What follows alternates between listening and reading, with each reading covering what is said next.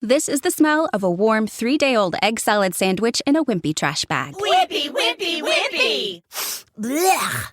And this is the smell of that same sandwich in a hefty, ultra-strong trash bag with new Fabuloso lemon scent. Hefty, hefty, hefty!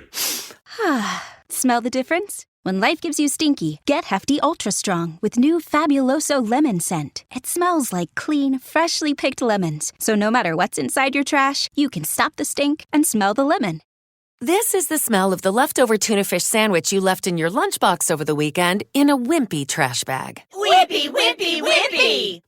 Blech. And this is the smell of that same sandwich in a Hefty Ultra Strong trash bag. Hefty, hefty, hefty! Smell the difference? Hefty Ultra Strong has Arm & Hammer with continuous odor control, so no matter what's inside your trash, you can stay one step ahead of stinky. And for bigger jobs, try the superior strength of Hefty Large Black Bags. Once you get to that point to where your players are getting committed and they play that last game with you and they come up and give you the hug and say, thank you for everything.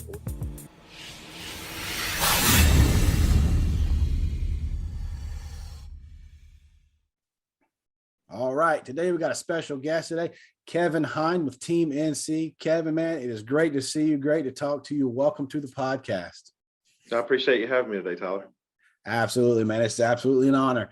So I want to jump right into it with Team NC. Let us know what you guys did last year, how you guys did, and what you have coming up this year. Yeah. So in regards to my team, I have head the coach of Team North Carolina Hinde, and we had a great year last year. In the fall, I believe we were 20-7 in a lot of major events, playing 16s and 16-18s.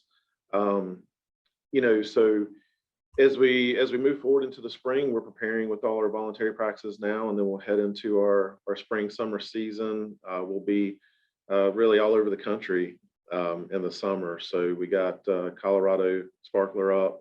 And we're also doing PGF Nationals. We'll do a few in Georgia and Florida and so forth. So we got a pretty heavy schedule. We'll be playing 18U in the spring. And so we've got, as far as the team, I have 16 players. I've got 14 that are nationally ranked, 8 in the top 100 by extra inning softball. And our team is ranked in the top 50 and Fast Pitch Network and extra inning softball as well. So pretty competitive, a great bunch of players, kids, families. So just looking forward to continuing on through the summer. That sounds good. So building off of last year, what's one thing that you learned about traveling, further this year, getting into the right tournaments? What did you learn from last year going into this year? So I think one of the big things and going around the country, you get a feel for different areas, for one, just the climate, the regions and things like that. So in turn, the players and the families get that feel for, when they're headed into the recruiting process and things like that, and they're looking at different schools.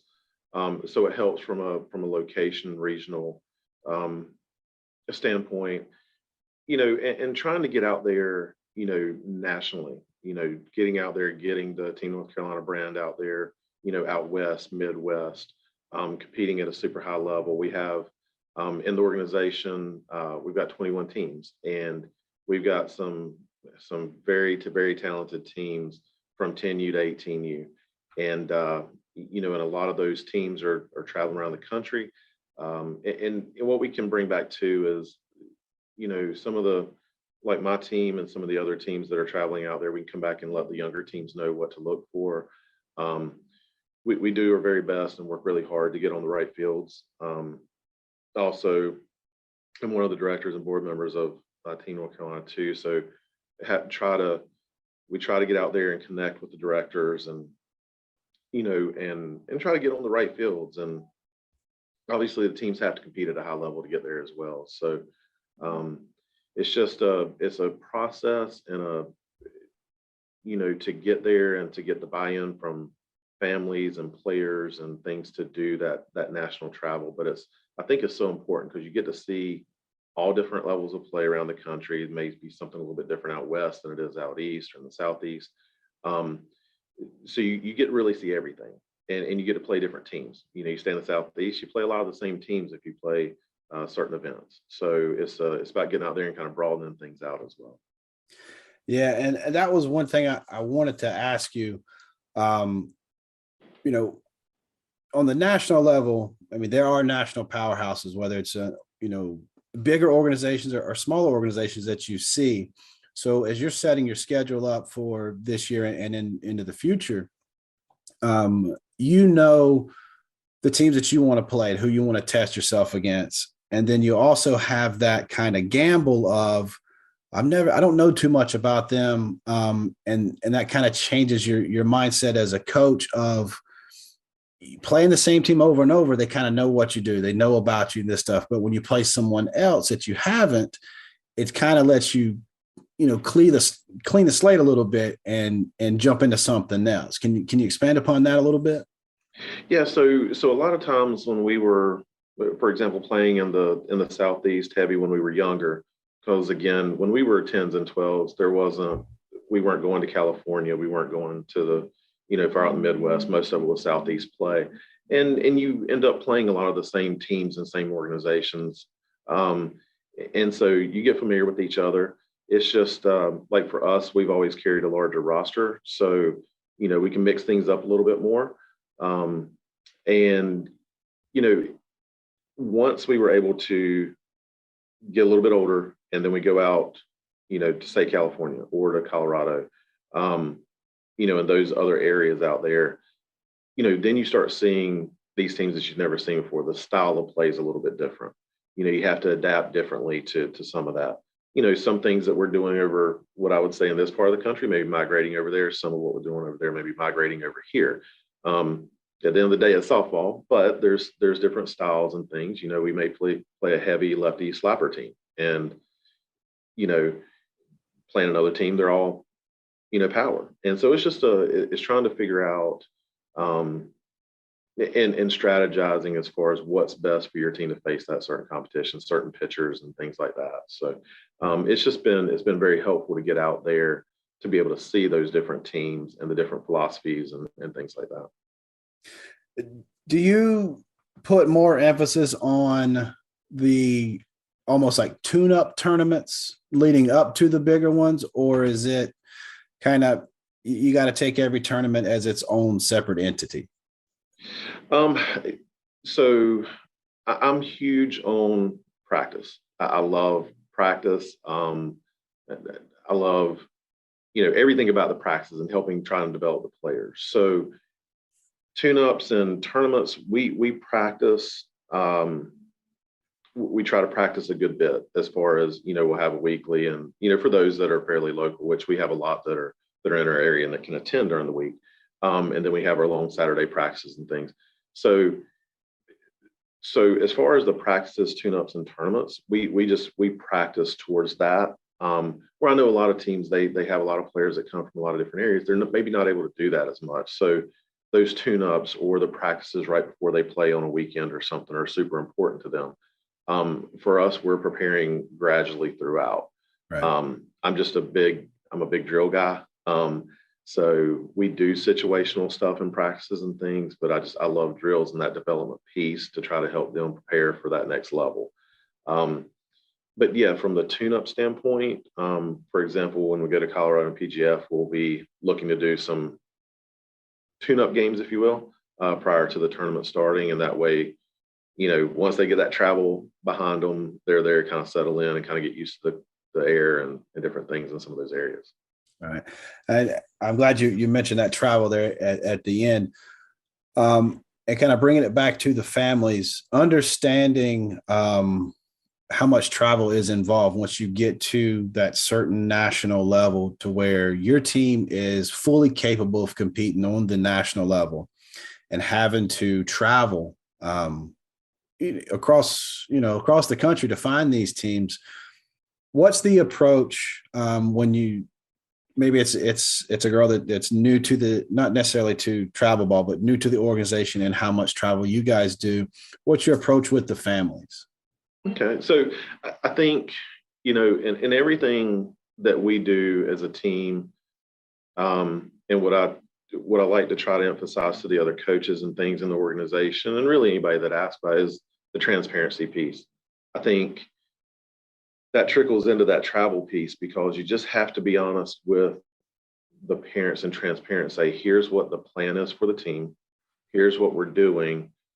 Here are the costs associated. Just putting everything out there and upfront, and helping them understand the whys to it, because recruiting, at the end of the day, the organization is a college prep organization. So we're preparing these kids to go and play at the next level. So we need to be playing in the events around the country that bring the most coaches, that they can get in front of and be seen by the most coaches as possible. So I think just explaining that process and what that can do to help a young player. There may be some that say, my goodness, we never want to play out west. We want to stay, around this area. Well, there's opportunities for that as well. Right. And, it may be a player that kind of plays on two different teams in the organization, if you will. They may play more, regional, but they may want to step out and play another one. So they may travel with another team to play in another event. So I think the thing is with the families is to be transparent about that and say, here's what it looks like. Here's what you would be getting into, but here's the why behind it. So. Yeah, you mentioned the why, and when I talk to a lot of coaches and a lot of people in organizations, one of the biggest things they talk about is the why, and having girls understand your why, and then as a coach, being able to understand their why, so we can kind of get on the same page of our whys are almost the same, and with them understanding the team, the organization why, it helps them kind of define their why, because, that transition from I'm just a ball player, it's just something that was fun and I did it. And now a few years later, here I am, and I've made it this far. So with the girls and with the families and learning that aspect of it, I know you've made some relationships along the way, and you've gotten some girls to that next level. Why are you so heavily involved in getting these girls recruited? What's that feeling for you like? Mike Ward, the founder of Team North Carolina, and he's still involved. And the thing that he told me early on, he goes, once you get to that point to where your players are getting committed and they play that last game with you, and they come up and give you the hug and say thank you for everything, or they get committed and come up and give you that hug and say thank you. That's it. You've helped that player achieve something that's been a dream for them for so long. And it's just that piece of it, being able to help them get to that next level, being able to see that joy in them and their family, that you help prepare, you help them get through that process. That's why I do it.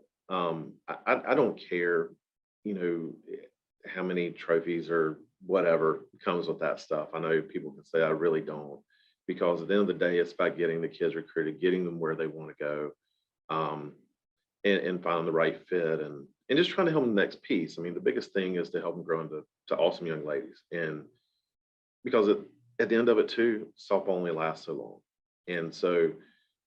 It's not like some other sports where there's a lot after college. There's some, but there's not much. So they're going to go in that next phase of life where they're out there in the real world. And so if we can help through the practices, through all the talks we have with them, through the interactions, help them get prepared for that. Because I always say softball is just a conduit for all of that. So that's where I feel really strongly. That's my why into it, because I want to see them succeed. Yes, I want to see them play it in college, be All-Americans, all the above, but also knowing that there's going to be that next level, that next piece where they're in the real world, if you will. Right. When I see girls, whether they're making their high school team or they're trying out for an organization that they didn't think they could make, and they'll talk about, I used to play with so and so, I used to play with so and so. I can only imagine that feeling that you have when you have a girl that's been recruited, she's committed, now she's playing, and it's almost like a piece of you is with them, and you get to experience that joy with them because you like to see people succeed. And I think that's knowing a little bit about you and knowing who you are.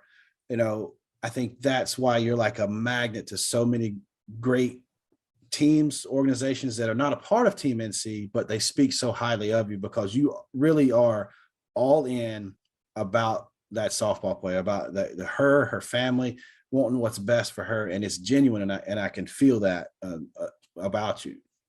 Well, I appreciate it. It's something I'm pretty passionate about, and it's something that I tell other coaches too. I'm like, you have to understand. There's that whole piece, and that's one thing that Mike Ward always said, and he was right on it. I mean, he was right on with it, and the other piece too is just the work that goes into doing that and knowing what you've asked them to do and what you've done as a coach. Because I think there's a couple of different things to it as far as what coaches need to do, what their responsibility is to these players and families. I think sometimes that gets lost a little bit because we're asking these kids and families from a financial, from a time off work, from traveling all over the place. There's just a lot that goes into travel softball. And a lot of people ask why in the world you do it, do so much with it, and globally to a lot of different folks.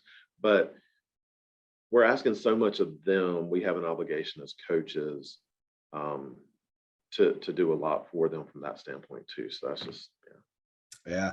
I think in the beginning it may take a little bit of time for the parents to trust, are we in the right situation, and are we in the right organization, or are we around the right people? But then it's just like your work ethic, who you are, your personality, and people, they start to understand. It's like, wow, he's genuine. He means what he says. And then that's how it just grows. And then it becomes a family. And it's like, the holidays or birthdays and this kind of stuff, like you're a part of who they are. You're part of the fabric. And the same with them and your family. I mean, they're almost treated like, they are your daughters, and you want the best for them. So it's not just girls within the organization. It's right. Girls that you've known that play other places and stuff like that. What can you tell coaches is the most important thing that they can do for their ball player to get recruited, or to at least get on the radar? Okay. Yeah. So, and I'm not going to sit here and say I've got all the answers by any means, or that we do everything the right way. We try to do everything the right way and try to give as much information as we can and provide, because like I said, at the end of the day, it's getting them to the next level. So if it's somebody coming in, I think for coaches, again, I use that word honest and be honest and be transparent. I think there's a lot of things that go into the recruiting that we could talk for hours on this. I think that knowing what to do from a communication standpoint to get in front of coaches, what do I do to get the coaches to know me? That's all in a process as far as, going to camps. I'm a huge, I just think it's so important to be at camps and start early at camps. Because so much can come from that. You can get to know those coaches very well in the camps. You can get to know the players from those schools at the camps. And that's what I encourage all mine to do, is talk to those players. Talk to the players when the coaches aren't around. You're going to find out all you need to know. Right. So that communication piece. Now that's the first thing, I think, the step that as coaches, as they start with the players, is helping them with that communication, because let's be honest, a lot of young folks, they're not great communicators because they just don't know how. Right. And so trying to help them in that process, what does that look like? We did a heads up baseball program with Pro Swings with Jen Salling, Stephanie Best, and Ellie Cooper was involved as well. And they actually had things for the kids to present.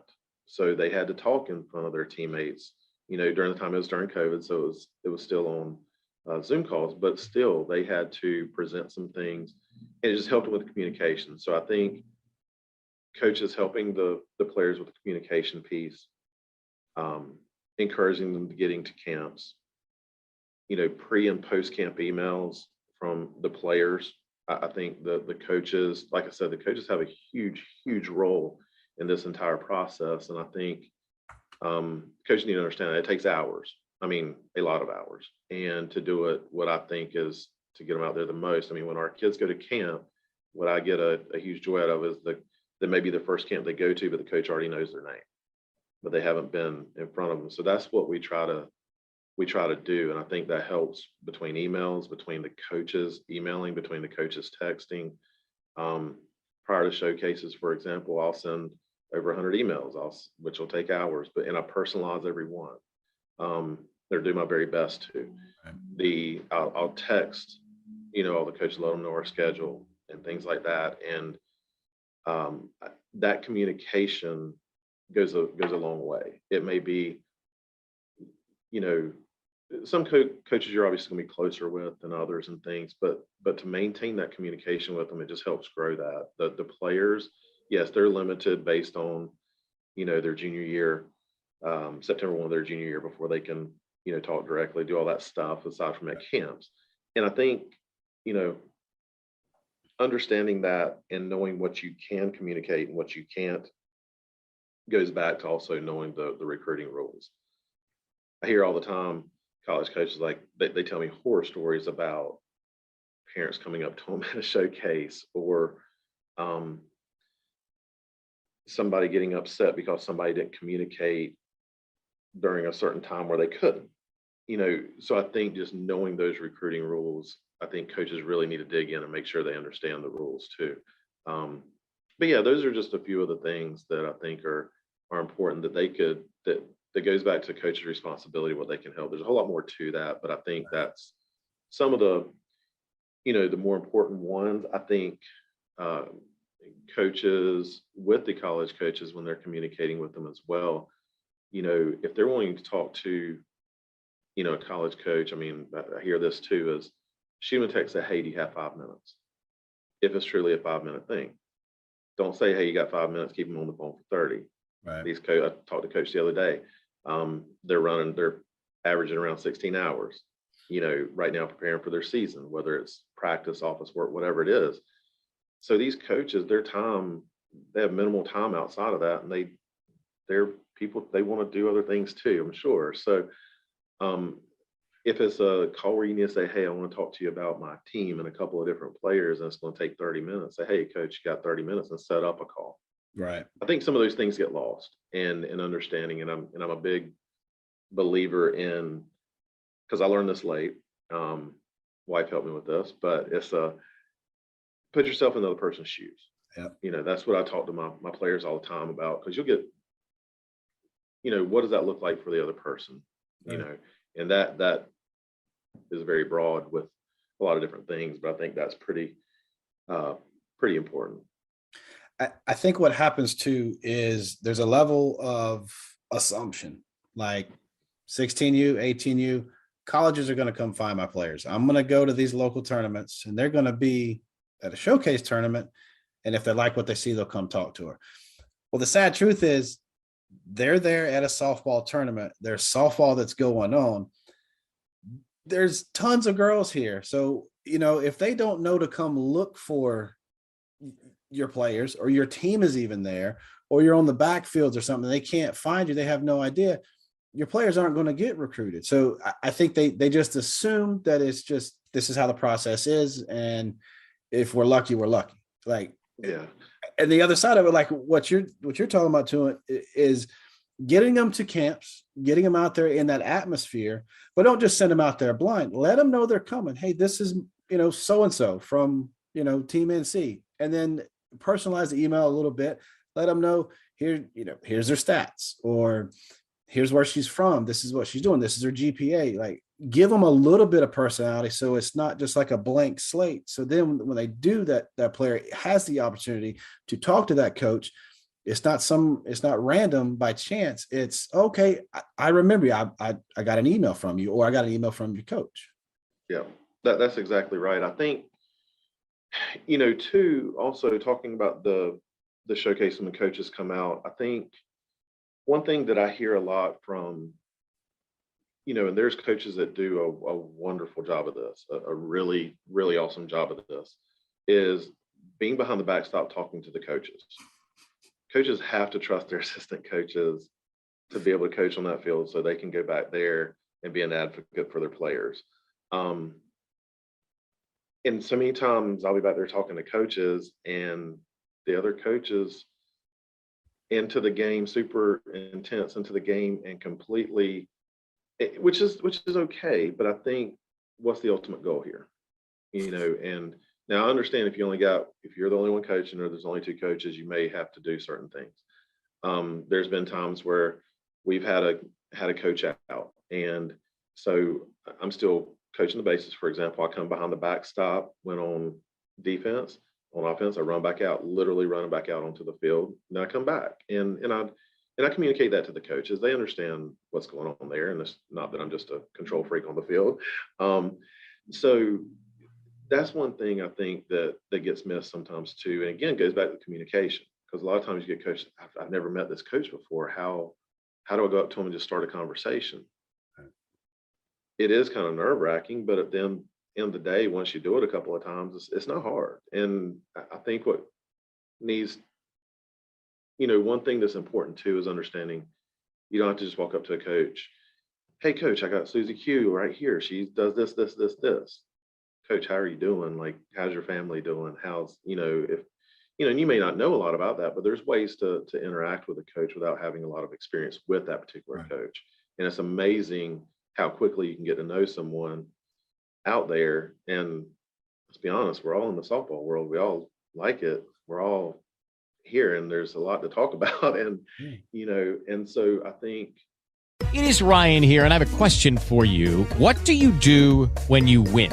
Like, are you a fist pumper, a woohooer, a hand clapper, a high fiver? I kind of like the high five, but if you want to hone in on those winning moves, check out Chumba Casino. At ChumbaCasino.com, choose from hundreds of social casino style games for your chance to redeem serious cash prizes. There are new game releases weekly, plus free daily bonuses. So don't wait. Start having the most fun ever at ChumbaCasino.com. No purchase necessary. VGW Group. Void where prohibited by law. See terms and conditions. 18+. With the Lucky Land Slots, you can get lucky just about anywhere. This is your captain speaking. We've got clear runway and the weather's fine, but we're just going to circle up here a while and get lucky. No, nothing like that. It's just these cash prizes add up quick. So I suggest you sit back, keep your tray table upright, and start getting lucky. Play for free at LuckyLandSlots.com. Are you feeling lucky? No purchase necessary. Void where prohibited by law. 18+ terms and conditions apply. See website for details. Again, that piece of just being willing to put yourself out there a little bit, and because at the end of the day, you're putting yourself out there for the kids, right? And trying to help them and communicate that way. Because I'm a big fan of being honest and genuine with the coaches and talking about how they're doing and different things that are going on prior to jumping in and saying she's batting 400, she just hit 2 bombs. I mean, they're going to know that stuff anyway. So I think that's a big piece of it that gets missed, is that behind the fence talking, or even, and that follows into the other communications as well, as, jumping right in and saying, so-and-so. Now, if you got that 5-minute phone call, you've got a great relationship with the coach, boom, you can knock that out and move on. But I think that's a big piece too. I think coaches need to try to master both of it, or both sides of it, where you have that elevator interview where it's really quick, down and dirty. This is what I got. And that laid back, hey, we're at the ball field, we're both here enjoying this, and being able to have that communication too. Like you said, that personality comes out a little bit, and just have a conversation with them, because that's generally what they want. They're talking softball 24 hours a day. Yeah. No one asks them how they're doing. And I think that might be the thing that sticks out, and he stays for a couple of more innings versus, all right, I've seen what I want to see, and he's gone now. Yep. I think that's the huge piece of it. It's just understanding where they're at. I mean, I have not coached on college level. I've coached at pretty much all levels aside from that. But, you kind of figure out what they do on a daily basis, which is a heck of a lot. Yeah. And so just having those kind of friendly conversations, it goes a long way. And again, it's not trying to, you want that relationship, because at the end of the day, you never know, are they going to be at this school this week and a different school next year? Right. Because let's be honest, the coaching world's pretty volatile if you look at it overall, as far as movements and things. So getting to know the person, and knowing them as coaches, and not just coming straight at them with data and information. You come up with your recruiting profile and you never met this coach before. Hey coach, how you doing? You don't even know the name. Go up there and say, hey, you need to look at this and this. That probably doesn't come off very well. I mean, I'm not a college coach, but I can only imagine. Right. So, and also the coach, like you touched on before, about coming to the fields and watching, trying to make sure they know where you're at. And if your game times change, which is not uncommon, during a day, being able to text the coach that you knew were coming, or that are, recruiting certain players, letting them know. Again, all in the communication piece, but also, yes, is there going to be that time a coach comes out and says, oh my gosh, well, who was that kid right there that just hit it 250 feet? Like, that's going to happen too. And, but they're going to be at that field for a reason. I mean, there's times where I coordinate with other travel coaches. I know that we're playing these 3 teams at the showcase. We're, kind of covering different coaches and things, and talking to different coaches for different reasons, and trying to work together on some things. Because again, like I said, at the end of the day, there's, a whole point to all this. And so I think, just one thing to kind of circle back with the communication thing with the players and the coaches is making sure the players understand when they're going through that recruiting, they're sending those emails, they're sending, they're doing different things to get out there. Make sure you know who the coaches are. Okay, if they move, try not to say a coach that changed teams, a few months ago. Make sure you're spelling their name right. I meant to mention this earlier when we were talking about the emails and things. It's just make sure you proofread, have somebody else take a look at it. A lot of horror stories out there regarding that. I probably don't have to say it, but just pay attention, because it can blow off a coach and school pretty quickly. All right, so we got into the sort of the do's and the don'ts with the coaches. What are some of the major do's and some of the major don'ts that we can tell the athlete themselves, whether maybe it's a senior that's a little bit late on this process, or it's maybe a 14 coming up and she's trying to get her foot in the door now, try to help the process with her. What's something she can do, and what's something she better not be doing? Yeah, so I would say just some of the major do's is making sure that the programs you're looking at, they fit what you want. And we can talk about this more as well if you want to, as far as how to pick those, but make sure they're the ones that are on your list that are realistic, and that can be help from coaches and others. But what is realistic for you to go play at? The coach can always help with, hey, is this school actually still looking for a 23? Right. Okay, if they are they looking for an outfielder, pitcher, middle infield? What are they looking for? There's a lot that the coach can provide. So I would say make sure that the player is connected with the right team and coach.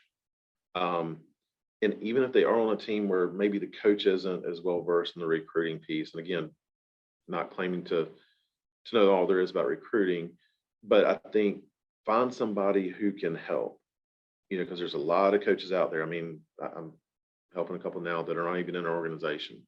And, finding those people that you can connect with that can help you and help guide you. Because if your coach just is, there's some coaches, they're just not good at talking communicators. And you may know somebody that's connected some other way through family member or something that that coaches and does the recruiting piece that can help and say, all right, well, let me call so-and-so at this school and see what they're looking for, see what openings they still have. Because I think you need to find that out versus chasing something that's just not there. Right. And I think that's a big piece. You know, the kids asking that, they can ask that once they're past that September 1, of course, but you know, prior to, and even some kids don't know how to ask that or go through that process. And plus it's a lot of times easier for the coach to try to find out that information. I think that's important, making sure you're connected with the right people that can help guide you and find out that information for you. Because again, so many I hear are chasing down the wrong path. I talked to one the other day, and they were looking at 2 schools and said, what do you know about them? I've been trying to get some information, trying to find out. And, you know, and I was like, well, no, I know this school's not looking for this. This school's done with 23s. So at that point, they're like, oh, we gotta take a step back and go back to the drawing board for a minute. And they do. I mean, have their opportunities, but that's the thing, is to try to get that information as best as possible. Right. And you know, some of the don'ts, don't break the recruiting rules. Right. Right. Understand coach and player. Do your homework. Understand it. Do not put these college coaches in a position they don't want nor need to be in. And I've heard and seen a lot of those, and it's tough. I mean, their jobs are so sensitive as it is. Don't put them in that situation. I mean, they're under a microscope. Don't give them anything else to look into. That's right. And you know, and I would say from a player standpoint, the social media, it can be the biggest positive. It can be the biggest negative. Right. It's how you brand yourself. How do you want to be seen? How do you want to be portrayed? Because there's a statement, you know, freedom of speech does not equal freedom of consequences. Right. So understand that it can help you, but it can surely hurt you.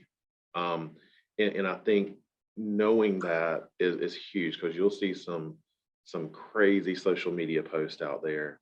You'll see some crazy language. You can see some crazy, you know, political views, whatever it could look like. But I think you have to be really careful with that. And, you know, again, it's way you're branding yourselves. How do you want to look? And once it's out there, it's out there. It's not, you know, you can delete it, but I guarantee you somebody's either screenshot it or they've seen it and already talking about it. So that's right. The way social media is these days, I think that's just a huge piece that, again, talk about do's and don'ts. You can do a lot of good things with it, but there's a whole lot of don'ts that need to go along with that. We've got guidelines as a team from that standpoint. I think most probably do. And so I think just stressing the importance of that, because it is so out there these days, and you know, it's not going away.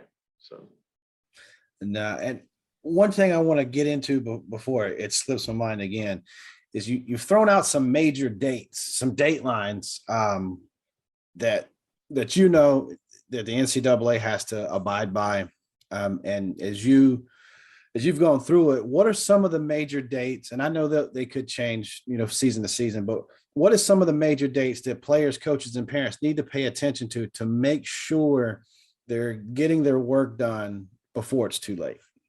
Yeah, so September 1 of the junior year is when really all the contact can start taking place with the college coaches and the players. So that's generally what I would say is the most important date to know.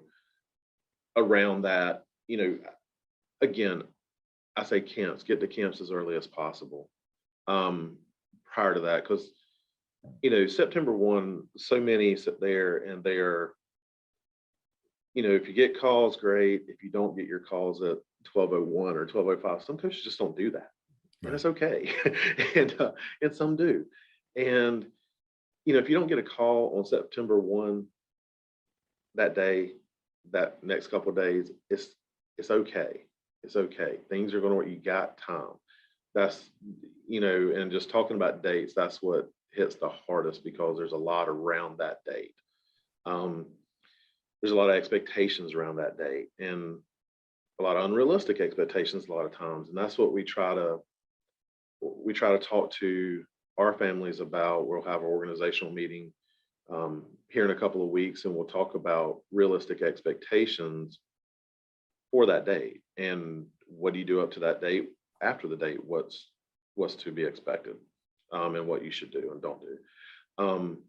So I think working up to that September 1 junior year, I think getting to camps, getting connected through the camps, with the colleges, with the coaches. Again, I think one of the most important things is to be able to get out there and talk to that school's players when you're at the camp. I think it's huge. I think it tells a lot about the culture. It tells a lot of those players, they'll tell you. I've got, had one in the past that came back from camp, said, man, these players are telling me all this stuff. I'm not going back to a camp there. And I was like, oh, okay. What'd they say? And I was like, oh, all right. A little bit different culture than what you were looking for. So I think, that process, obviously, like coming up to the September 1st, that's when the 2024s will be able to start communicating. And so I think, right now is a big heavy camp season for a lot of our players. My particular team has majority 23s. I've got 3 24s and a 25, and a 22. And so we have a wide range of grad years there, but we have a large team as well. And we've always played up pretty much 2 years for the most part. So right now, what the 24s, they're focused on getting to the camps, and the remaining 23s to getting to the camps. We're all communicating with the coaches. 24s are not, they're sending their information to and from, but yeah. And then after September 1st, you kind of stay on that same path. If, you're not recruited, just stay on that same path of working, doing your best, at the showcases and those opportunities. I think too, as coaches, kind of a little bit direction here with it, but making sure that if a school's coming that is looking at a particular player, make sure you got that player in the game. Make sure that do right by that player. And I think, we've had situations where coach said they're coming to watch, and we try to be very intentional about what we do with those players and things, so that, they're out there in front of them and, showcasing their skills. One thing that I wanted to mention as well, and get your take on that, is the younger players. Like if you have some 23s, you got a couple 24s and a 25, and you're at this showcase, those coaches are there looking at those 23s primarily, granted, but also these other girls can get looked at as well and get on someone's radar. So making sure that you understand who's coming and who's going to be there, and what you can do to go ahead and get your name out there and go, okay, wait a minute, that's Susie Q. We can't talk to her yet, but now she's on my radar. Speak on that a little bit, about how that network happens, being around older girls. Right. So I think, as the older ones are going through that recruiting process, the 24s and the 25 have a little bit more an advantage there. They just do, because they're already pushed up a little bit, with the others and getting seen. So yes, are the 23s being looked at? You got to make sure as a coach that you're managing the team properly from that standpoint of who is in when and where. Now, if everybody's done their job through the process, then you already know that, are these 24s being looked at by certain teams? And so when those coaches come, to plug them in, and so I think it's just all in knowing your players, staying in that communication with your players and who's communicating to them, because I always want the players copying me on anything they send out or anything they get forwarded to me. So I know when coaches are communicating, or when they send them a camp invite, or whatever the case may be, we're all on the same page. So when I see a coach walk up, I have a pretty good idea who they're coming to see, and their intent of being there. And so managing that is one thing too. We have, quite a few committed players on the team now, and if a coach is coming up and they want to see a certain player and a player's committed, then I'm probably putting the uncommitted player in if they're not already in order to be seen. And the committed players are okay. I mean, they're good with that. You got to understand where everybody's at in recruiting and play for each other and things like that. And I think we truly do a pretty good job of that, I think. And so I think it just goes back to knowing how to manage that. And that speaks to the culture of the team and the organization as well, understanding that, man, we're in this thing together. And you talk about carrying a larger roster. There's a lot of coaches and teams and organizations that don't necessarily want to carry a larger roster because they want to play as much as possible. But when you go out there to tournaments like the Sparkler, when you're playing 9-10 games in a short amount of time, well, you get to that Sunday and you're part of the final couple teams that are left, not a whole lot left in the gas tank. So you can get there, but I mean, are you reaching that full potential if you're not managing the team correctly? And I think, you've spoken about that a couple different times about managing the team. I mean, yes, you're a coach and there's that aspect of it, but the GM, the general manager side of it, that plays just as much role, because you're talking about sending out 100 emails all the time and having to communicate and stuff. There's a lot that goes into it, and it's hard to keep up with. So can you, as we get close to wrapping this up, can you kind of speak on how the year goes from, like, right now we're getting into the season, school ball has started, and kind of how you ramp up and you're super busy, and then it kind of, drops back down for a little bit. You can focus on the development, and then it goes back up towards recruiting towards the fall time. Sure. So right now, where we're at, we're in voluntaries right now. We have a couple of mandatories mixed in. One thing to touch on with that larger roster, we got a couple that are not allowed to play travel ball during school ball season. So that's one of the benefits to carrying a large roster. Another benefit is last year we had multiple injuries, not softball related, but that helped us to be able to continue to play and kind of keep on going through. I'm not a huge fan of bringing on guest players unless the intent's to come to the team. That's just me personally. But with those pieces there, having that larger roster, you're able to maintain your team for one. And you're right, you head out to the Sparkler or you go to Florida in 100-degree weather and playing multiple games per day. It's obviously prone to injury, but obviously you want to take care of the players as best as possible. I think carrying a large roster goes back to that transparency with the players and the parents. Mm-hmm. We have 4 pitchers and 4 catchers.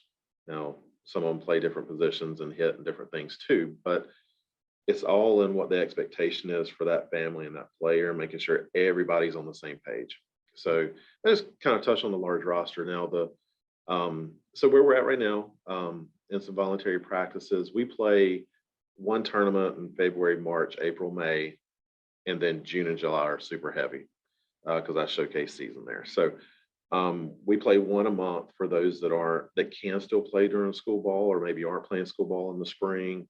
It keeps everybody going, keeps everybody together. And so that's kind of our, playing, get ready for that June and July time period where we're in the heavy showcases and really out there in front of the coaches again. So that's kind of where we're at now. Once that hits, then it'll feather off a little bit during that, recruiting period. Then it goes back this heavy camp period then for the most part. And then we go back into our fall schedule. And then once everything is done and you kind of get a chance to catch your breath, you're doing it right back again the next year. You're setting up, you're trying to figure out, okay, what could I have done different? What could I have done better? And trying to experience that. And you're doing all this while, you've got a player and you're trying to make sure that you're able to be dad and do stuff. I see her on Twitter and where she's tagging teammates and stuff like that. And man, the way when she talks about how busy you are, all the stuff you got going on, and you still make time for her, man, you're setting a great example, not only for her, but for other coaches. because you're able to do so much for so many and still have time for you and yours and your family. And man, I'm telling you, not only is it just me, but everyone I've talked to about you, they speak highly of you. And I call myself an ambassador to the game, but you truly are an ambassador to the game. And, there's people in this world that do great things. And then there's people like you that, man, make other people want to do great things. And I'm so happy I got a chance to sit down, talk with you. I want to get back together in the future. We continue to talk about the recruiting process. I don't think we talk enough about the recruiting process and what goes into it, how it changes. And man, I look forward to keeping up with you this year. I'm going to be checking in with you, checking in with the team, seeing what you guys are doing, where you guys are playing. I'm sure I'll run into some other Team NC teams within the organization. My daughters are a little bit younger. I got a 14, 12, and I got one that just started 8U. So, personally, the friendship that we've got, moving forward, I'm going to be picking your brain, and I'm so glad we got a chance to talk, man. Yeah, I really appreciate it. I appreciate the time. I appreciate the kind words.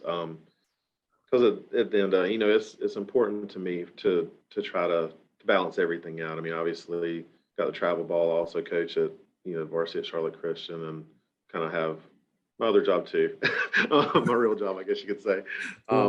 So being able to do that, because I try to set some time aside for us, several nights a week, because she always wants to go hit and field and do all these things. So try to do everything I can. I mean, I have basketball games and stuff. So I think that's super important.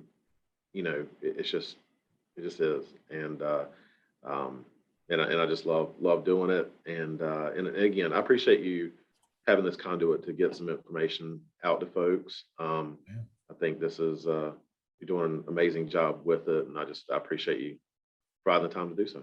Thank you. I appreciate it. I'm going to put Team NC's information stuff down below in the description. I'll have your contact information out there if that's okay with you. So maybe I can send you an email just with questions. I think just having that outlet to be able to ask you a quick question for these other coaches is great. So what I'd like to do is get you back on, when you have the time, maybe sometime in March, April timeframe, we can kind of get back together.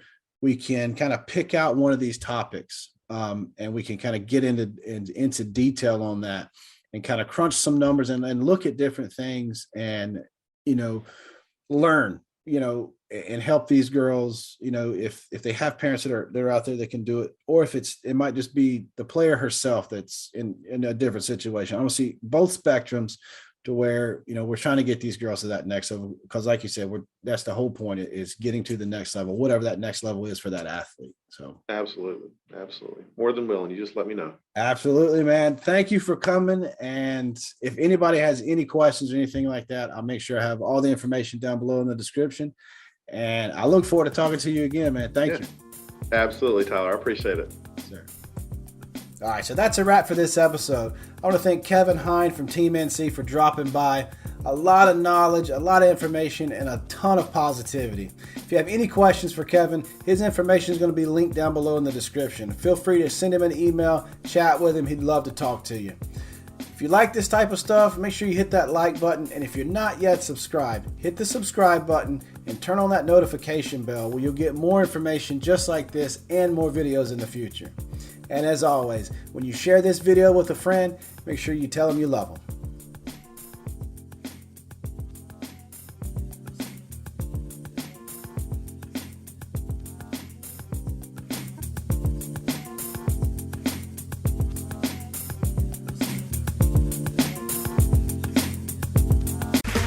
Okay, round two. Name something that's not boring.